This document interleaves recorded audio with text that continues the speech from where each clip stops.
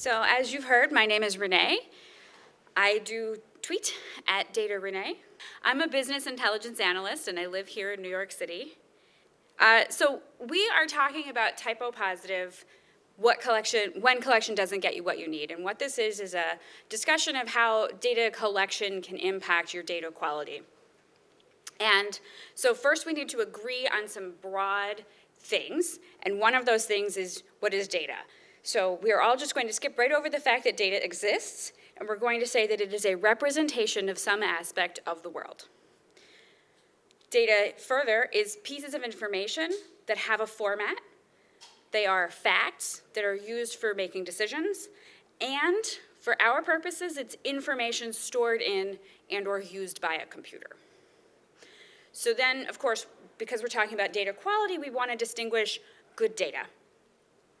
And so for our purposes today, good data is simply fit for its intended uses in operations, planning, and decision-making. And we might want to think about why we want good data. So for our purposes, we're going to be thinking about things like making plans, getting our operations completed. We all want to look smart.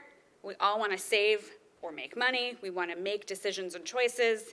And for our first database joke, we want to complete transactions. So now we need to think about what are we going to look at to make the decision, is this data good or not? So from the UK international arm of the Data Management Association, I pulled these 6 dimensions for data quality assessment. These are very commonly used around the world. Completeness, uniqueness, timeliness, validity, accuracy, and consistency. So in data-based worlds, we often talk a lot about uniqueness and consistency, but these others are also important. So we're going to review each of these concepts. What completeness means is that there aren't any gaps in the expected data that we have, and that we have enough data for the task that we have at hand. And when I say there aren't any gaps, I mean there aren't any unexpected gaps. For uniqueness, we're hoping that we don't have duplicates in our data. For timeliness, we're hoping that first, we have the most recent data available, and that the recency of this data is appropriate for our task, as well as the fact that our data is accessible in a time that works for our needs. We're going to move on to validity and talk about a couple of things, 4 things. Could we assess the format, syntax, and type and see that they're correct for what we're expecting? Could the data be accurate? Meaning, is it true that we've stored the right information, which is the next thing? And is the data in range for what we are expecting? And are there any unexpected null values? So this brings us back to completeness, right? Then we return to accuracy. Have we stored the correct value? And are the units of measure appropriate? Rounding out with consistency, are there conflicts between data sources? This is hard to measure because sometimes if there are differences between data sources, then you have to decide which one's correct. And then does the database only change in expected ways? This isn't something we're going to handle here in data collection because we are ideally not changing the database. The famous XKCD comic about little Bobby tables, when the mother puts in the name with a semicolon and drops the tables and deletes the whole, that is a serious problem with data collection that we're not going to really talk much about today, but we'll hit on it a little. So another thing that we all need to agree on is that there are 2 kinds of data. There's qualitative data and there's quantitative data. Quantitative data you can think of as easily expressed as a number. These are things like distances, weights, counts, time. Qualitative data is not easily expressed as a number, and this is things like color, mood, reasons, and opinions. Then we think about our data funnel. What we're talking about today is just the top of the funnel, acquisition and entry. We're not going to talk about cleaning. We're not going to talk about storage. We're not going to talk about analysis. And we're definitely not talking about profit. We do want to think about how we get data, because that's what this talk hinges on: collecting and entering data, potentially causing problems with your data quality. There are lots of different ways that we can get data. We've got a sample here: sensors, questionnaires, surveys, interviews, forms, scales, observations, focus groups, oral histories, archives, clocks, measuring sticks, dozens if not hundreds more. So what we're going to talk about is what can go wrong. So we're just going to touch on a few things, and the first one is sensors. What can go wrong with sensors? Couple of things. We can have corrosion. We can have condensation. So condensation is especially a problem in things like food service when you're measuring out and bottling items, and you want to make sure that you're putting the correct amount of an item into a bottle. If you have condensation, you can have something called pressure drift, which can really mess up the quantity of something in there. Calibration: is the machine actually measuring correctly? This could be a scale or something that measures vibration. Time zones: if your sensor isn't telling you it's in the right time zone, it can cause you all kinds of problems. And then the mounting of your sensor or the machine that has a sensor on it can also cause you problems with things like vibration. So things that we can do about this: maintenance, hugely important. I want to let you know that I'm using a hammer symbol here, and I find the hammer to be really helpful to think about, because hammers can fix things, and they can also break things. So yes, maintaining the environment and your machine are really important for things like corrosion and condensation. But if the person doing your maintenance isn't doing it well, it's not actually helping. So you can't simply check the box, someone did the maintenance. You have to be relatively sure that the maintenance was done correctly. For things like calibration and mounting, this again, regular maintenance, in addition to initial installation. As database people, it's really tempting for us to think that these things don't have anything to do with us, but they do. So while we can't have control over these things, we can ask the people in our company, when was the last time this machine or sensor was checked? Is there a record of this? And then finally with time zone, this is where it really becomes relevant in the database. Does the time zone in our database match the time zone of the sensor? Because if we're storing it as UTC and what they're giving us is a local time, we're suddenly in a different day, potentially. So there are more issues with sensors that we can have. Printed circuit boards, cybersecurity, fuel quality can interfere with oxygen measurements, and of course maintenance as a whole catch-all bucket. So for printed circuit boards, we want to avoid 90-degree angles and angles that are acute, less than 90 degrees. And this, again, is something that doesn't feel like it's anything we have any control over, but we can certainly ask. If you are having electromagnetic interference in a printed circuit board, you can get terrible data. And if you have what's called an acid trap, it can also cause problems with the way that the electrical circuit works. So making sure that the company that printed your circuit boards hired a real electrical engineer, that's the word I wanted, who was actually trained in circuit design. Again, not something that we directly have control over, but certainly something as data people we can say, this is an important thing that you might want to think about, and odds are pretty good that someone in your company hasn't necessarily thought about it. For cybersecurity, there are a lot of different ways that cybersecurity can be a problem with all sorts of places in the data world. So we always want to invest in testing. For fuel quality sensors, for things like vehicles where we're still using gasoline, we want to make sure, first of all, that we're using appropriate fuel, and the maintenance is also a thing that, while not on this form, I've repeated it enough that you probably are aware that I'm going to say. Maintain your engines so that you know that the oxygen readings are true. And just always do regular maintenance, because there are at least a dozen things that I didn't mention here that come up that a qualified professional can help you with. Next, we're going to move on to GPS, which is a very popular way to collect data. Many of you here in the financial district with us, and those of you who are watching at home, may have either driven through a beautiful mountain landscape or have tried to navigate while walking in between very tall city buildings, and have learned that the GPS may jump you around or may tell you that you arrived earlier or later than you did in reality. And so in the city, this is called an urban canyon, and in a real canyon, it's called a canyon. But it's also called the canyon. But it's also called the canyon effect in other situations where there's a very similar thing. And what happens, for a very quick, dirty, and terribly inaccurate overview of GPS, how it works is that your device is communicating with one or more satellites above you.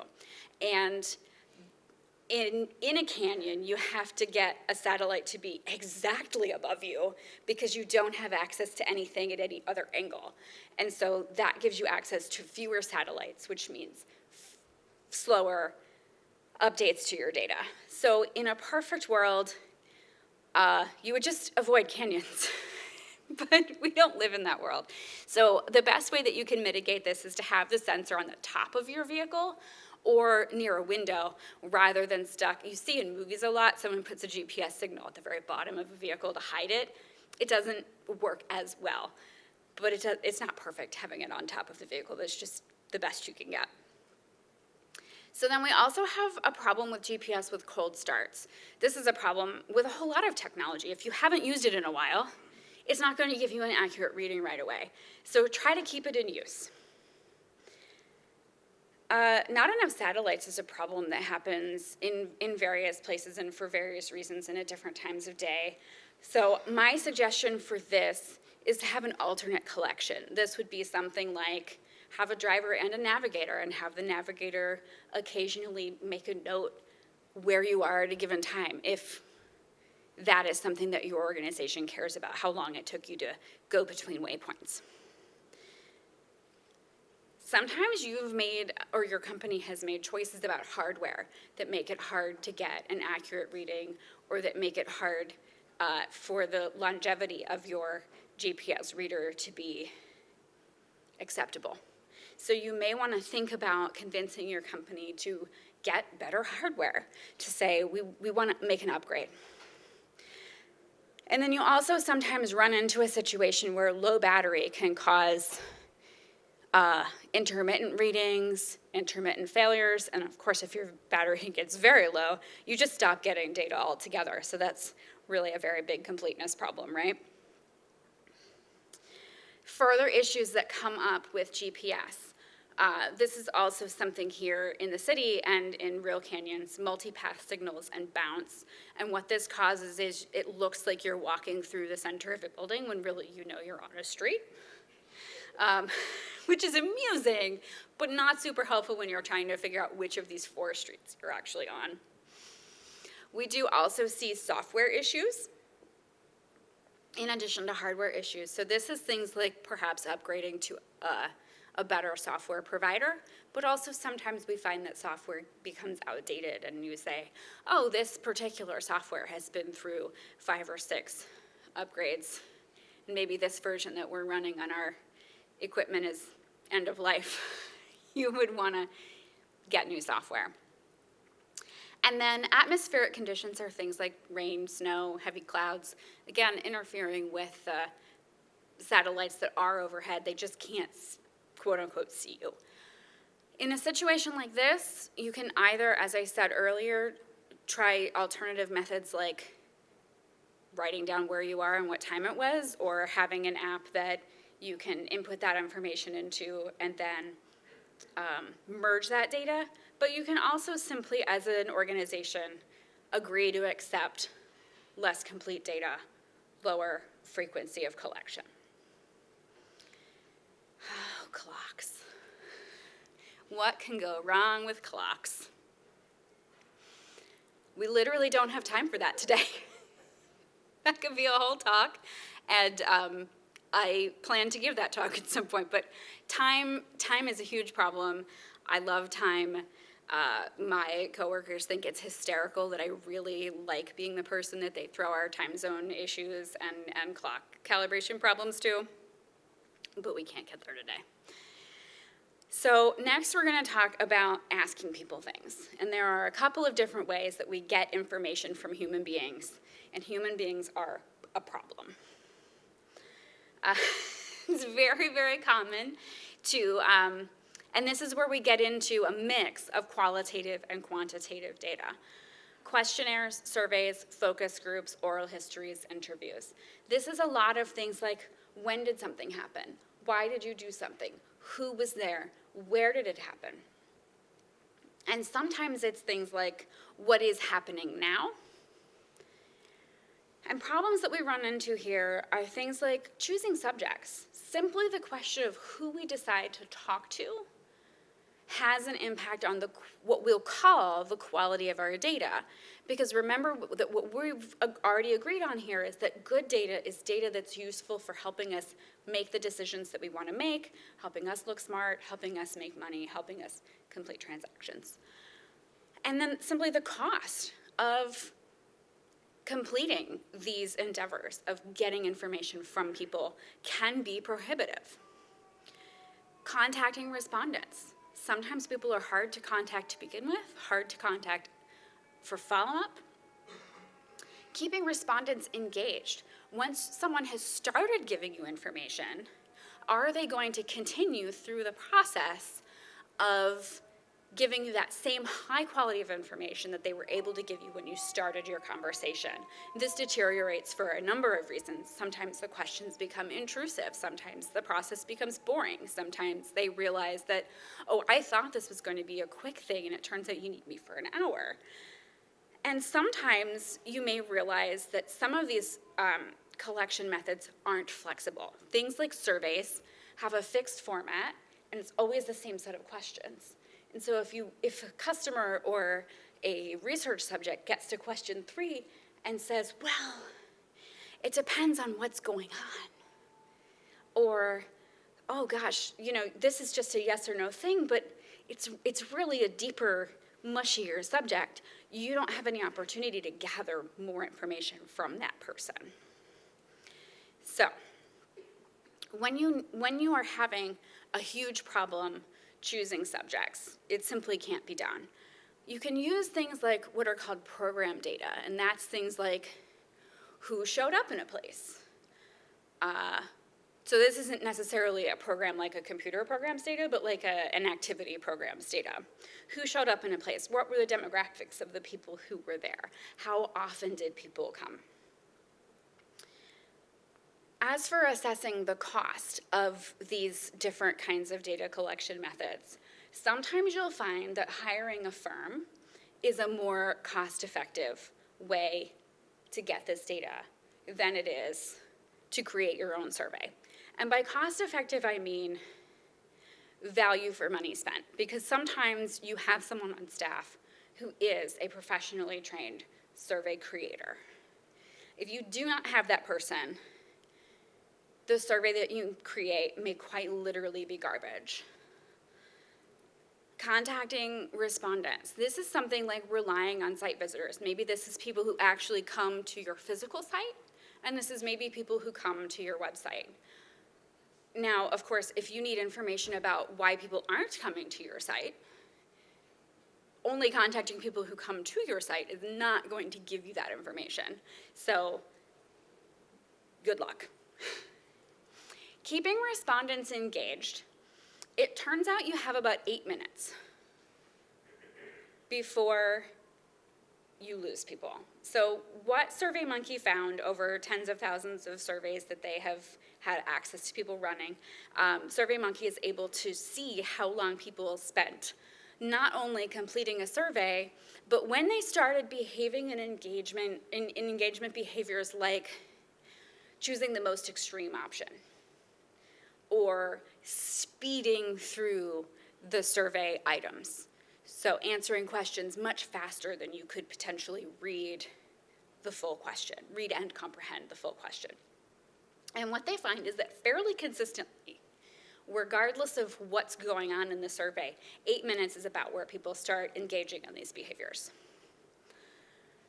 And then regarding the flexibility, if you really need that deep, deep qualitative data, you may want to consider things like focus groups where you can engage in a conversation and have more of a choose your own adventure where you can say, tell me more, or allow people to freehand write a longer response about that experience. And interviews can be really great. Now, some problems with these are things like social acceptability bias and the Hawthorne effect. Simply knowing that we are being observed can cause us to behave differently.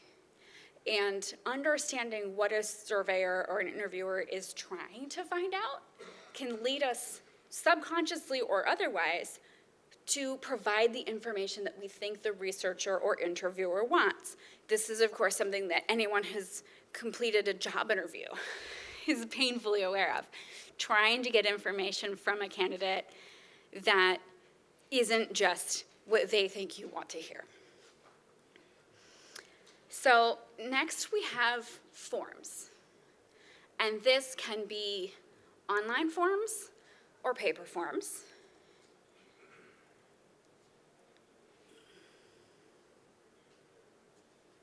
And what we have here is, again, questionnaires, surveys, focus groups, oral histories, interviews can be done on paper or online, not just in person. And so you have things like handwriting. And this is a form as simple as a prescription or a form as simple as an intake form for a medical practice. You also have data entry delay. If a person is coming into your medical practice and they handwrite all of their information about their insurance and their date of birth, and then the person who has received that piece of paper doesn't put it into the computer in time, there can be delays in getting paid by insurance. There can be delays in knowing which pharmacy to send their prescription to. Electronic form settings can be a delightful problem. I had an experience signing up for an online airline rewards program, and I entered my date of birth, and then I clicked to the next page, and they were kind enough to tell me what birth date they had received for me, and it was off by a month. And I thought to myself, wow, I must have been in a hurry. I got that wrong. So I tried to fix it, and they wouldn't let me fix it. But then I started to doubt myself, so I went back and restarted the process with a fake Renee and put in a different month. One that I decided I was going to pick a month that I knew had 31 days, and I was going to put the 31st of that month in. And it told me that that was not a valid date. And I said, okay, well, it wasn't me. And then what I did was I looked more closely at the drop-down box of months, and I saw that December was at the top of the list, and January came under December. And so it was a really funny off by one error where they had put me in a different month that was one off from where I was actually born. I did end up having to send several emails to this airline and say, could you fix this before I travel? I would like to get where I'm going. So yeah, boy, that's exciting and interesting. And then you have interesting areas with access to technology. And this is both with clients and also in areas that don't have either internet connection or reliable repair for the technology at hand. So for things like handwriting, if a doctor has terrible handwriting, it's a really, for all doctors, whether a doctor has good handwriting or not, it's very common practice now for a doctor to do their prescriptions electronically. It's much harder for a doctor to say, clearly I wrote paracetamol. I don't understand why the pharmacy filled something else that starts with a P. Very little argument there when it's in black and white. And this can be an option even on cellular phones. So not just for doctors, but also your patients. If you're worried about having the staffing necessary to take a handwritten document and turn it into something typed, why not save the time and just have the customer do that entry one time?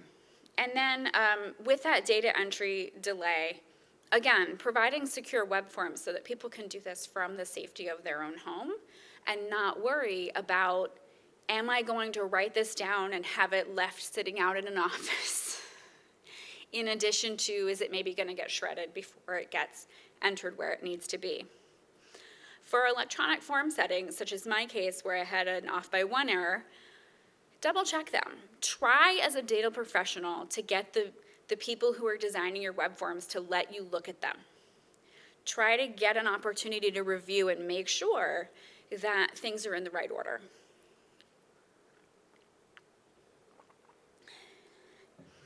And as for access to technology, there are a couple of things that we can do. Something that springs to mind is if you can't have a web app that allows your clients to input their information from the comfort of their home, when they come to your office, I'm sorry, Robert, was that a question? Oh, okay. If you can't have them do these things from home, what you can do is have a kiosk in your office. Many of you may have seen in a medical practice, scan your ID, scan your insurance card, and then go ahead and type in all of your information about where you live and how to contact you. Access to technology is also something where we can consider an offline first approach to a lot of data collection in various areas. And this is things like collecting all of the information with technology and then uploading it all at once later. Sometimes this is also a satellite issue where if we don't have plug-in internet, we may be relying on satellite internet. So what I hope for all of you to take away from this, as I've offered you many different ways to think about alternatives that you can think of, is design your initial data collection. Think about the limitations that you might be facing. Implement with that. Collect some data. See how it goes. Are we able to get this quick enough? Is this giving us data that's recent and new enough? Are we keeping up with the information of our patients as they change? Are we collecting the advertising data that's coming in? And then test. Revisit your needs. Think about what did we incorrectly assume when we got started? And with that, I thank you all, and I would like to know what questions you have.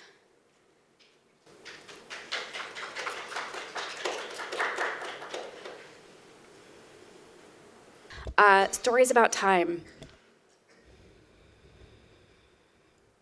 Most of them are terrible. Okay, yes. So trying to compare time when one is stored in UTC and one is stored in local time, and you know that one is in local and one is in UTC, but neither is marked.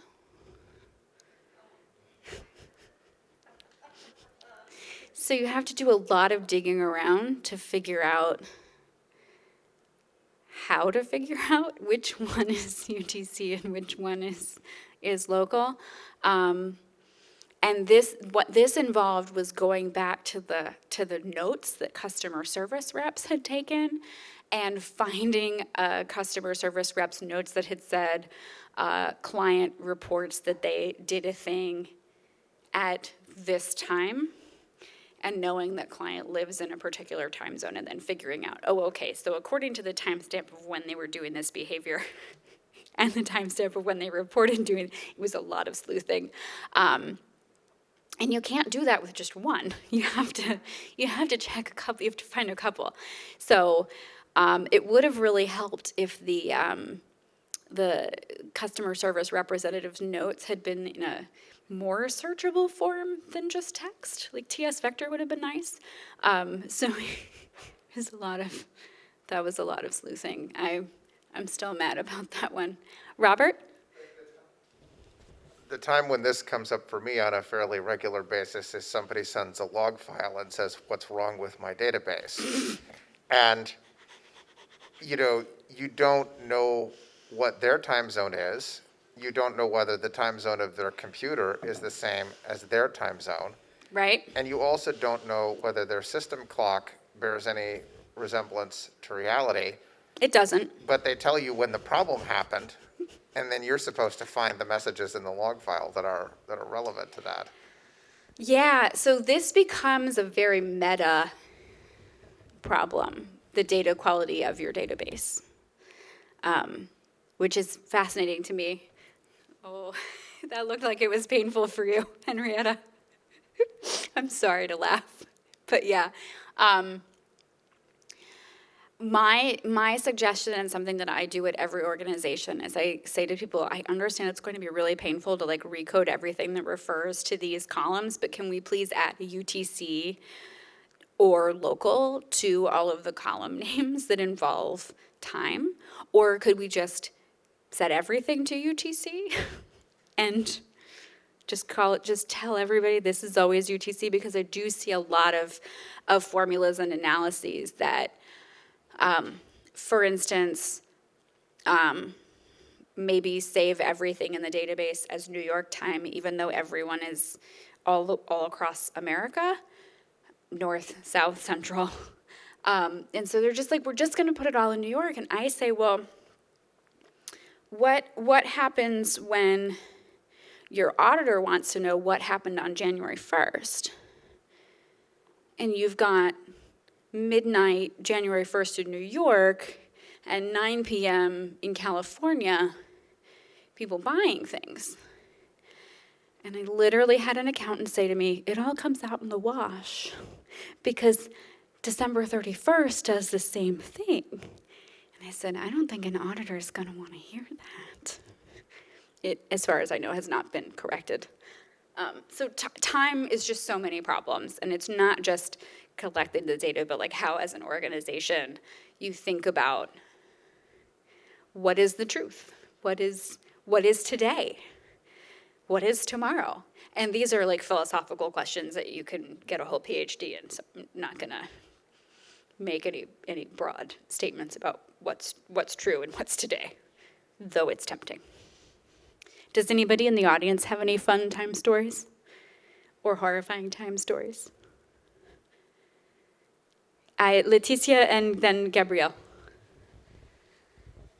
Funny enough, France is the country with the most different number of time zones. And that's a nightmare when working with databases, because France is very central to Paris time zone. And so everything is supposed to be according Paris time zone, but there are 12 or 14 different time zones depending on the changing hours. So that's a nightmare in France. Time zones. So, yeah, changing of daylight savings time, there's actually a push in America to get us all on a standardized thing so we don't do this time clock dance 2 times a year. And we have some states that don't do the time clock dance. Arizona is famously one of them. But we also have some counties in the US that don't do the time clock dance. And this is a data collection horror show. If you live in one county and work in another, or need to go to a hospital in another, or need to do business with another, keeping track of what happened when is just deliciously complicated. Gabrielle, let's hear your time story. Thank you. Is this on? Hello? Okay. So I came to work at this place that, okay, well, I don't want to reveal who it is. Anyway, the database had several tables, and most of the tables were 75 columns or greater, and most of those tables had at least 50 columns. I love it. That were timestamp, no time zone. And it was very critical that we track progress of certain tasks by these timestamps. And I kept telling my developers, you need to use timestamp with time zone. And they said, who cares? Everything's in UTC. And I said, that's fine until somebody connects from their personal machine. They said, well, that never happens. So one day we start getting tasks like out of order and figured out that the person that was developing a new tool was running it from his laptop, and he was in a different time zone than we were, and everything was off by like 3 or 4 hours. And that was really interesting to try to track down where the change had happened for each record. Right. Yeah, that was weeks of work. Yeah, and if, like Robert said, your machine isn't set to where you actually are, it's complicated. Yeah, I'm a big fan of timestamp with time zone, but also a big fan of being consistent. If you're going to get it wrong, please get it wrong the same way all the time. Yes, agreement, yes. 100%. Wrong in a way I can understand and predict. What other questions or time stories do we have? Do we have any handwriting stories? Do we have any other, I filled out an internet form, gave it true information, and it told me that I was a liar? I like those. Leticia? The problem I have with forms is just they don't accept my name because my name is invalid.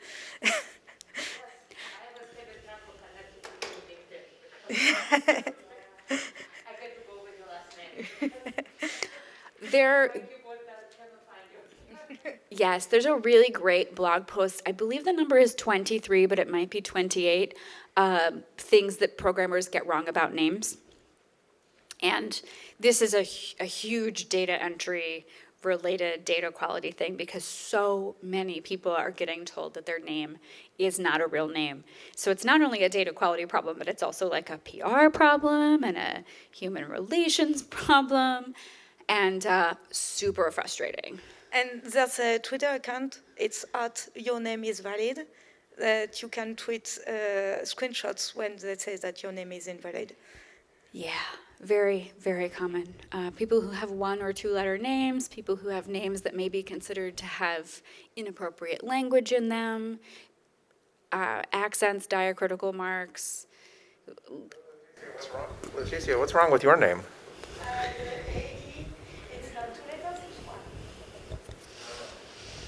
Yeah. Transliteration, I mean, not even just particular alphabetical things, but moving a language from one alphabet to the Latin alphabet is, I mean, I think there are over 100 variations of the word Muhammad in English because it's a limited number of letters in Arabic, and English insists on making it more letters. So we just get really creative with how to spell it. And then deciding, is this the same Muhammad as that Muhammad?